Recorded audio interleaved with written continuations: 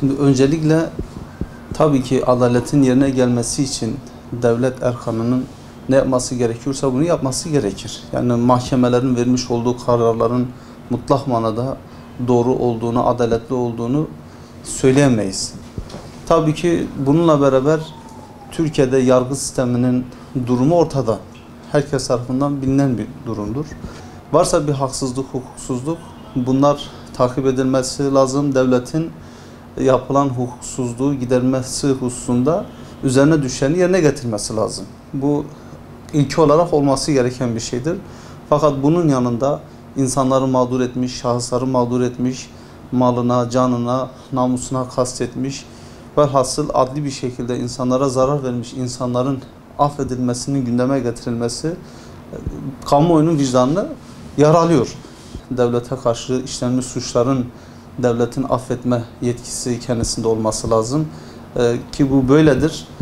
Bunun gündeme getirilmesi lazım. Hakikaten bu suçlardan yargılanan insanlar suç işlemişler mi? Yoksa bunlar mağdur mu edilmiş? Bunların ortaya çıkması lazım. Malumunuz 28 Şubat süresinde briefing alarak yargı kararları oluşturuldu. Binlerce insan mağdur edildi. Belki bu mağdur olan insanların çoğu dışarı çıktı fakat hala içeride olanlar var. Yani bu sayı 600 kişi olarak ifade ediliyor. Bunlarla ilgili bir şeyin yapılmaması, özellikle bu FETÖ meselesinin 15 Temmuz darbe gecesinden sonra net olarak ortaya çıkması, Cumhurbaşkanı dahil bütün devlet erkanının bunların insanlara karşı komplo kurduğunu, mağdur ettiğini, bulundukları makamı kötüye kullanarak insanlara zarar verdiklerini dile getirmesine rağmen, hatta en son Cumhurbaşkanımızın işte cezaevinde bunların kurduğu kumpaslar, oluşturduğu mağduriyetler sonucu 10 yıl, 15 yıl, 20 yıl cezaevinde yatan insanlar var. Bu mağduriyetlerin giderilmesi lazım açıklamasından bir sene geçmesine rağmen hiçbir şey yapılmadı.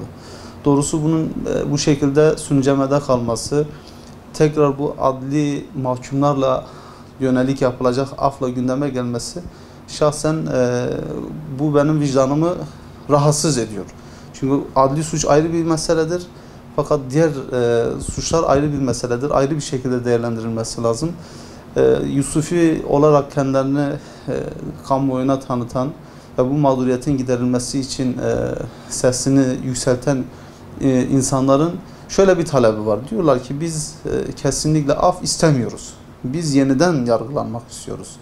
Yani şu anda bu FETÖ'nün onlara vermiş olduğu cezalar, yani FETÖ hakimleri, savcıları, emniyet güçleri neyse bunların hepsi ceza yediler, cezaevindeler.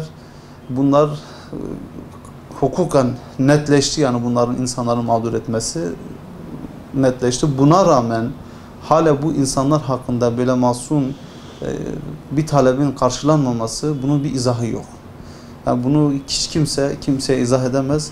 Bunun acil bir şekilde çözülmesi gerekiyor. Şu hususu izah etmek gerekiyor. Adalet herkese lazım. Bakın 28 Şubat sürecinde bu insanları en önde mağdur eden kişiler malumunuz Ergenekon davalarında, balyoz davalarında vesaire benzer davalarda mahkum oldular. Bunlara karşı operasyon yapan güvenlik güçleri ve de bunlara ceza veren hakimler neydi? Şu anda FETÖ'cü olarak bildiğimiz, söylenen kişiler. Bu insanlar o zaman 28 Şubat sürecinde bu Yusufi dediğimiz kardeşlerimizi mağdur ettiği zaman onların tek bir talebi vardı: adalet. Adalet isteniyordu. Fakat bu adalet çok görüldü. Sonuçta adalet herkese lazımdır. İnsan olan herkes içindir. Onun için eğer adalet tesis edilmese hiçbir zaman o ortamda, o bulunan diyarda huzur olmaz. İnsanların güvenliği söz konusu olmaz. Yani güçlülerin veyahut da elit dediğimiz kesimler için bir şekilde kanunlar iyileştirilerek onların salı verilmesi ve mağduriyetlerinin giderilmesi için her türlü şeyler yapılırken sahipsiz, elit olarak görülmeyen kişilerin cezaevinde çürütülmesi ve de onlara göz yumulması, bu bir çifte standarttır, bu hukuksuzluktur, adaletsizliktir. Bu bir gün dönüp bunu görmeyen insanlara dönecektir yani. Yani şu anda zaten bu kadar süre geçtikten sonra ne yapılırsa yapılsın yani mutlak manada adaletin sağlanabileceğini hiç kimse söyleyemez. Yani böyle bir durum olmayacaktır. Fakat en azından bu mağdur edilen insanların gönüllerinin alınması ya da bu mağduriyete kısmi olarak da olsa giderilmesi açısından yapılması gerekenler kendi dilleri tarafından söylenmiştir. Biz bu mağduriyetleri gidermemiz lazım. Yani bunu en üst düzeyden Cumhurbaşkanı ilan etmiştir, kamuoyuna ilan etmiştir.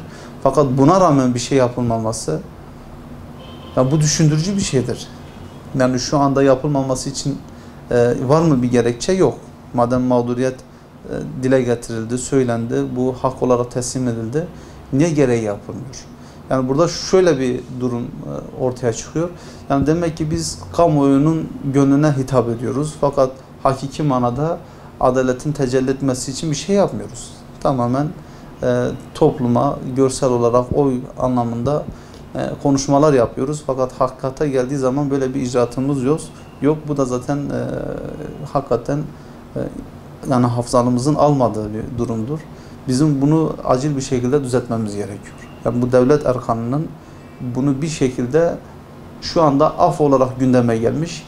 Bunu bir şekilde düzenleyerek hakikaten mağdur olmuş insanlar adli suçlardan da olabilir, farklı suçlardan da olabilir, fark etmez. Varsa bir mağduriyetin, devletin bunun giderilmesi için bir şeyler yapması lazım. Bunun hiçbir şekilde tolere edilecek bir yanı yok. Özellikle bu Yusufi mağdurların en azından bunlarla ilgili bir şey yapılması lazım. Diğer anlamda da yapılacak bir şey varsa sonuçta bu konuda yapılacak bir şey varsa yapılması lazım. O ayrı bir olaydır. Fakat Yusufi mağdurların bu kapsamda muhakkak kendilerinin bir an evvel bu zulümden kurtarılmaları için, cezaevinden çıkartılmaları için gerekli şeylerin yapılması gerekir.